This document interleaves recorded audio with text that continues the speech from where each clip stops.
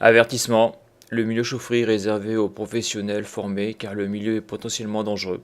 Il y a un risque d'explosion, d'électrocution, d'intoxication mortelle au CO et de brûlures graves pour l'intervenant. Dans cette vidéo, je vais vous faire part d'un petit retour d'expérience.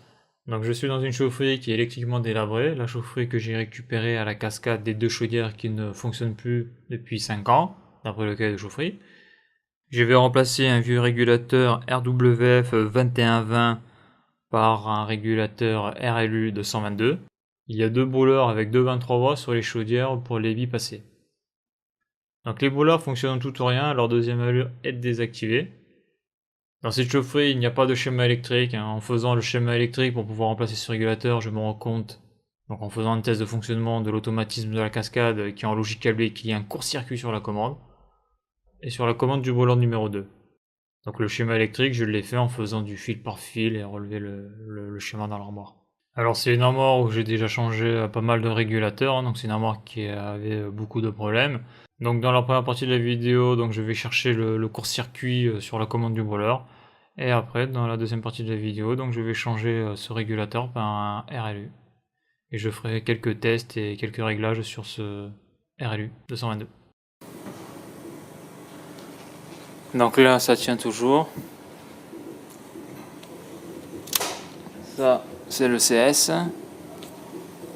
Ça, c'est une clim. Ça, c'est un départ radiateur. Oh, ça, c'est les régulateurs, ça.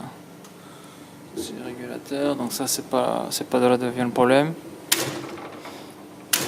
Ça, c'est bon. Ventilation compresseur. Je l'avais pas coupé celui-là. Ça, c'est bon. Ça a toujours pas pété. Ça, c'est bon.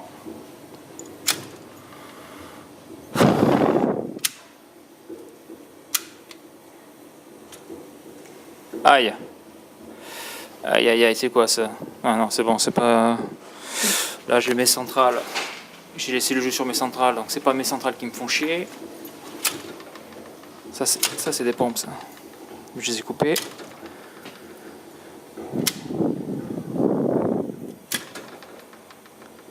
Pour le moment ça tient. Ah! Et voilà, le court-circuit de merde.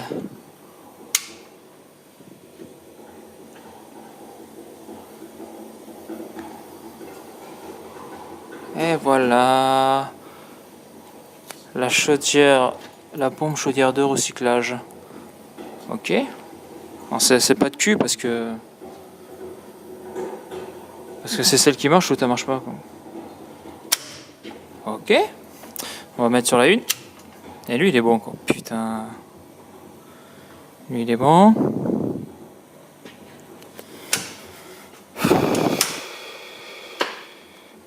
Clac clac clac clac clac clac.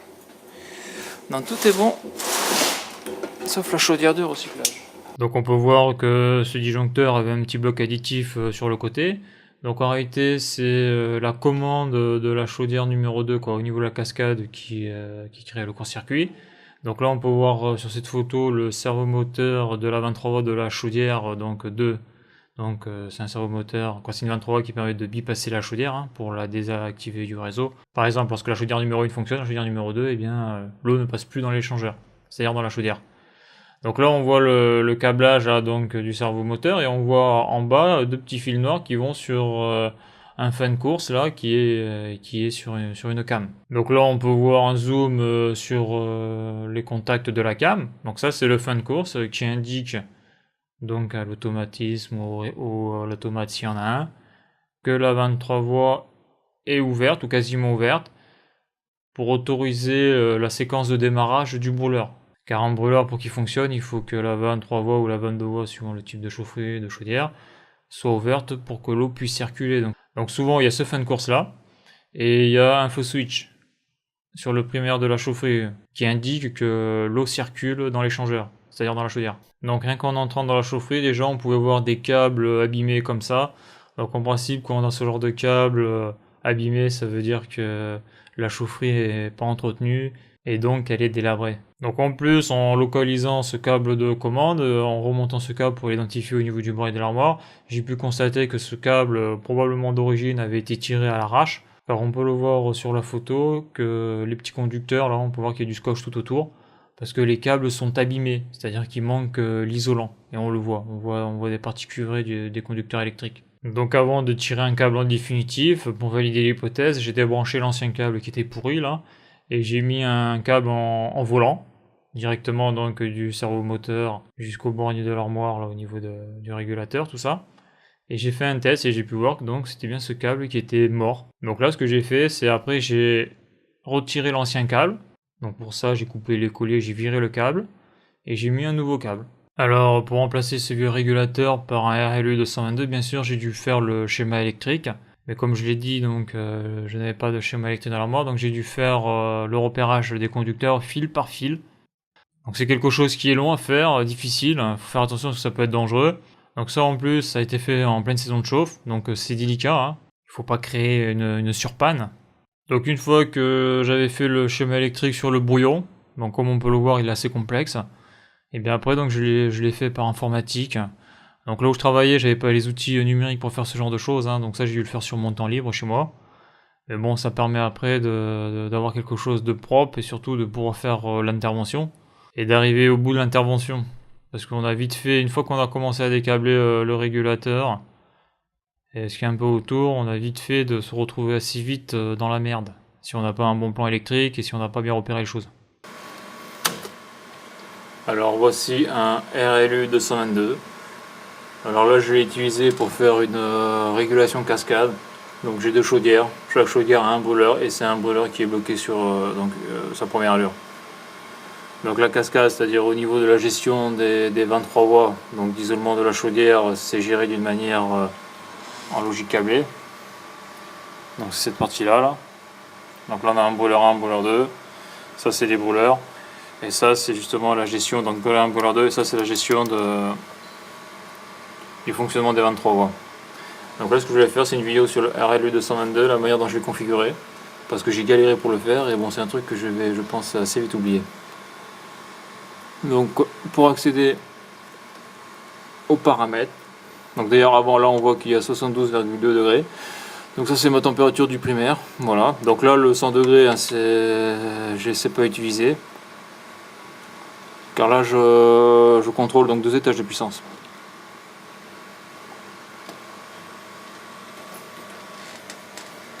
Chaque étage correspond à un brûleur.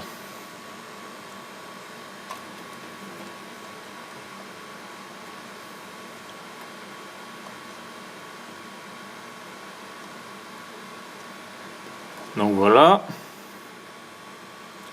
Donc comment je l'ai paramétré? Donc là j'ai info.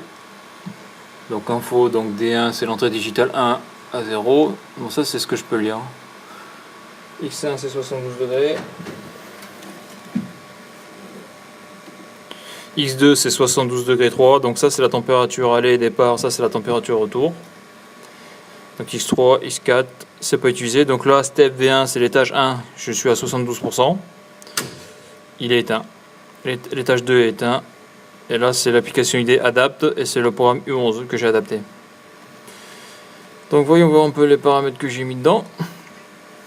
Donc D1 je ne l'ai pas utilisé. Donc X1, input X1, donc c'est classique, hein, type ENI, donc c'est la sonde de température ENIMI. Hein. Donc ça Siemens le reconnaît automatiquement. Quand le régulateur le reconnaît automatiquement. Donc X2 c'est la même chose. Donc X3 je n'utilise pas. Donc là c'est le régulateur. Bande proportionnelle 100. Temps d'intégration 0. Mais ça en principe c'est pas utilisé.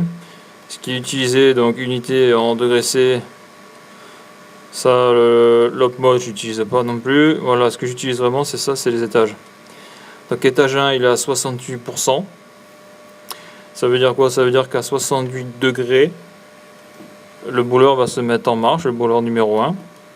Et à 73 degrés le brûleur numéro 1 va s'éteindre. L'étage 2 ça veut dire quoi? Ça veut dire que l'étage 1 sera en marche. Et si je descends une température de 66 degrés, le bouleur numéro 2 va se mettre en marche à son tour. Et à 72 degrés, il va s'éteindre. Voilà. Donc ici, à 73%, c'est 73 degrés. Donc là, on le voit, il est à 71,8 degrés sur le primaire. Et donc, lorsque je vais atteindre 68 degrés, le bouleur numéro 1 va s'éteindre. Sachant que cette cascade en logique câblée, par le biais d'un bouton, je peux inverser bouleur 1, bouleur 2, ou bouleur 2, bouleur 1. Donc, petite démonstration sur le fonctionnement. Bon, 7, c'est la consigne, mais dans ce cas-là, dans cette application-là, ça sert à rien. Car la consigne, je le règle par le biais des étages. Donc là, je vais l'éteindre et je vais le rallumer et le bouleur devrait partir. Donc là, je l'ai éteint. Là, on va voir donc API ID, c'est pas ce que je vais montrer, c'est conf. Conf, on peut y accéder que lorsque le régulateur est éteint. Donc conf, voilà. Donc X1, donc je label temp. X2, label temp. Donc là, voilà, donc j'ai mes main X1, donc c'est donc là, le régulateur j'utilise bien, donc c'est le régulateur numéro 1, j'utilise donc la sonde 1 comme référence. Voilà, le 2 j'utilise pas. Mode j'utilise pas. Pompe j'utilise pas, ça j'utilise pas. Ça non plus. Moi j'utilise ça. Les étages. Donc l'étage 1 il est sur Q1, l'étage 2 il est sur Q2. Si je veux je peux faire l'inverse. Donc là ce que je veux voir un truc là. J'ai peut-être été un peu trop vite. Ouais c'est ça. Ouais non c'est ça. SV1. Ok. D'accord. Donc là quand je fais ça il se réinitialise. Donc je vais le mettre en marche. Commis. Ok. Il fallait faire sur Escape. Voilà. Donc là le voleur on l'entend, il est en train de se mettre en marche.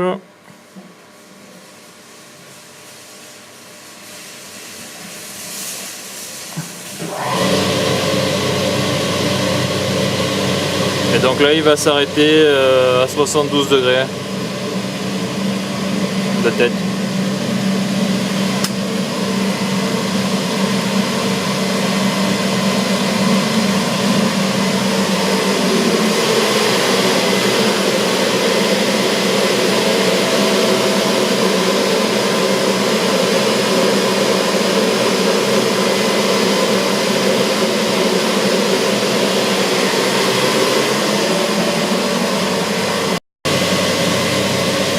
Donc là il est en marche.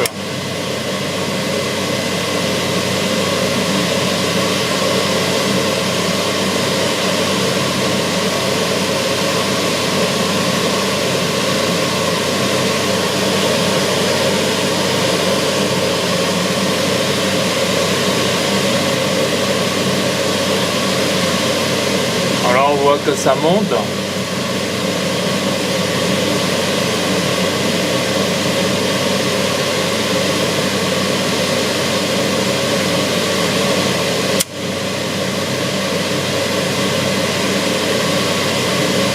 Là on a entendu le contacteur du bouleur numéro 1 qui s'est arrêté. Ouais, c'est-à-dire de la cascade. Là actuellement je suis sur bouleur numéro 2 en 1 et bouleur numéro 1 en 2. Ça va couper à 73. Voilà. Donc c'est bien 68, 73. Donc voilà, donc là actuellement je suis sur cascade bouleur numéro 2 en premier et bouleur numéro 1 en deuxième. Parce que j'ai un petit problème de réglage sur le bouleur numéro 1, donc là actuellement il est coupé. Donc là on voit bien, donc avec l'inertie on voit que ça continue à monter. Hein.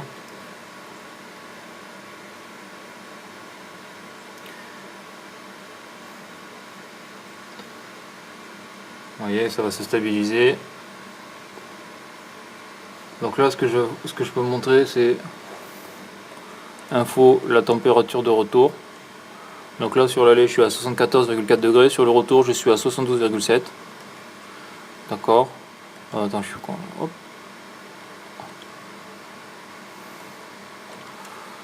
Ok, donc là sur para,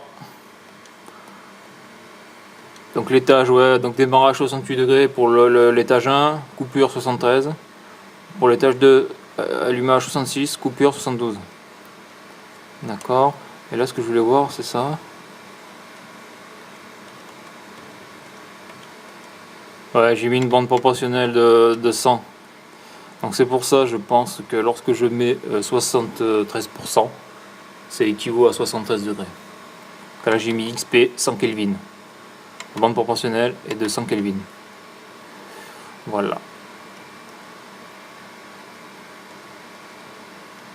Donc voilà, on peut vraiment faire ce genre de contrôle avec un RLU 222. Donc ce programme là il n'y est pas hein, sur la Doc Siemens. Hein. Il faut se le faire. Quoi, il faut se paramétrer ce truc. Donc là on peut voir une 23 voies. Donc ça c'est la 23 voies qui sert à l'isolement des chaudières. Vous voyez là j'ai deux boutons là. Là j'ai deux boutons, brûleur 1, brûleur 2. Donc là je suis en auto sur les deux. Et là je suis sur chaudière 2, chaudière 1. La chaudière 2 c'est celle-là. D'ailleurs j'ai fait des petits repères parce que les 23 voies on ne sait jamais dans quelle position elles sont. On remarque sur ce brûleur là, la cascade coupe directement l'alimentation de la commande. Bon ça c'est un peu la merde je trouve, hein. Une vraie cascade en principe, on insère le contact de la cascade ou de la GTB sur la ligne T1 T2, donc là ça n'a pas été fait. Là je vais basculer chaudière 1, chaudière 2. Donc là on remarque que j'ai mis ça là, parce que ce brûleur là il a été mal choisi par le gars il y a 20 ans qui a posé cette chaudière. Le brûleur il est surpuissant donc on reste que sur une allure. Donc là on voit que la 23 voies est en train de se fermer sur la chaudière numéro 2.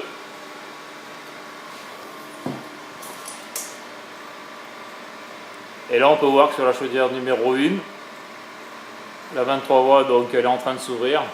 Quand je dis qu'elle est en train de s'ouvrir, c'est-à-dire que là c'est une 23 voies qui bypasse la chaudière, donc l'échangeur.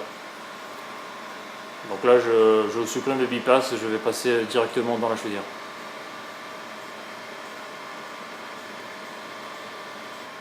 Donc là il y a aussi un fin de course dans la 23 watts, dès qu'il sera activé, ça pourra autoriser le démarrage du brûleur.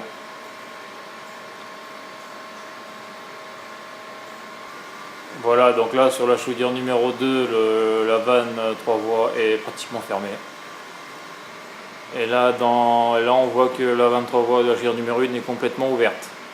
Donc voilà, donc là par exemple s'il devait y avoir une demande de chaud, et bien là je partirai sur le brûleur numéro 1. Donc là je vais revenir sur le brûleur numéro 2, brûleur numéro 1 pour la cascade. Je vais faire une petite demande de chaud. Donc là pour faire une demande de chaud, pourquoi je fais ça? C'est parce que tant que le fan course n'est pas activé, le brûleur ne va pas fonctionner. Donc. Mais je veux contrôler que ça marche bien. Donc là, ici je débraye, je pose ma 23 watts. Et là par contre, j'ai mes deux pompes qui sont arrêtées. Pourquoi? Parce que là je suis en écho. Je suis en écho, là je suis en réduit. Donc là ce que je fais, c'est que je le mets en manuel. Voilà. Donc là ça part sur le départ chauffage. Voilà. Là je vois que je pars à 61 degrés.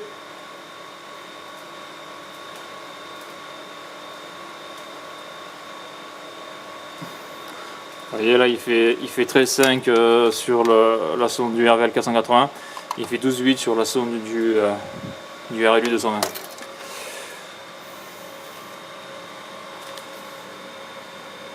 Donc là la température devrait assez vite chuter.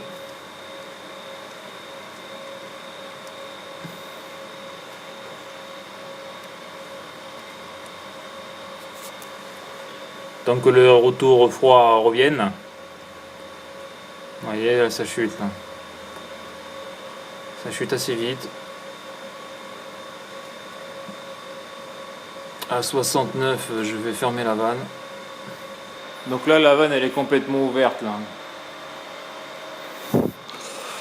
Donc là la vanne elle est complètement ouverte, je vais plutôt faire ça. Je vais rebasculer sur la chaudière numéro 1 pour faire voir le fonctionnement du fin de course de la 23A.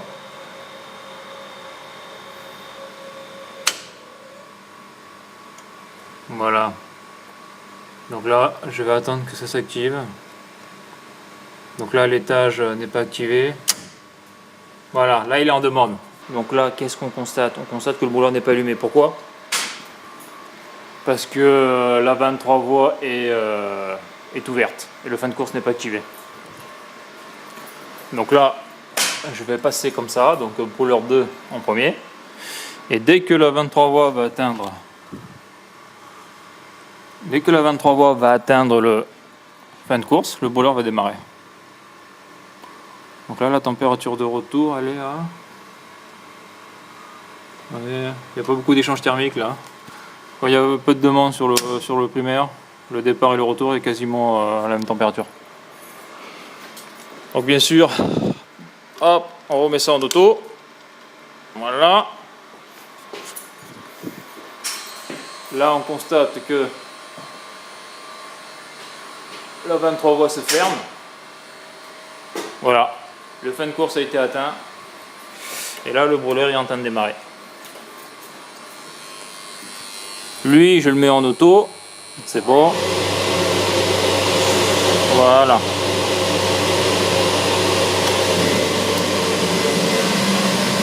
Voilà, donc là, je vais le laisser faire son cycle.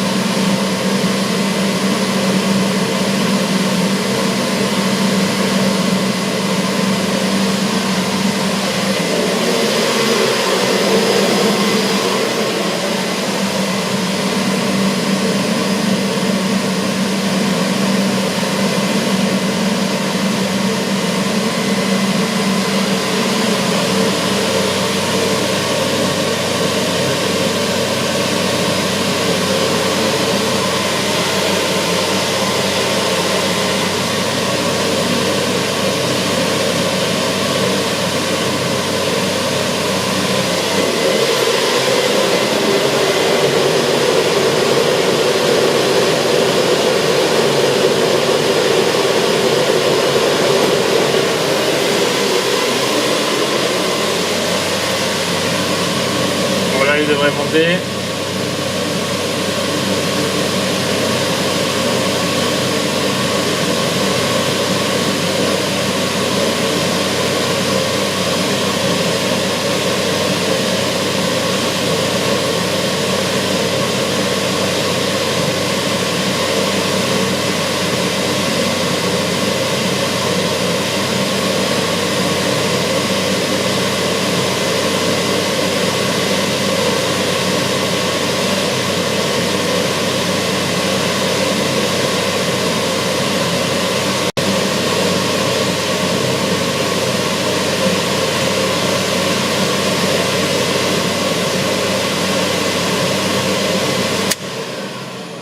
Et voilà.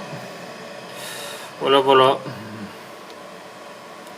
Donc là, ça va monter jusqu'à 74 par l'inertie. Donc voilà ce que l'on peut faire avec un RLU 222 de Siemens. Donc voilà pour cette chaufferie, hein, et donc la vidéo est finie et à bientôt pour une prochaine vidéo.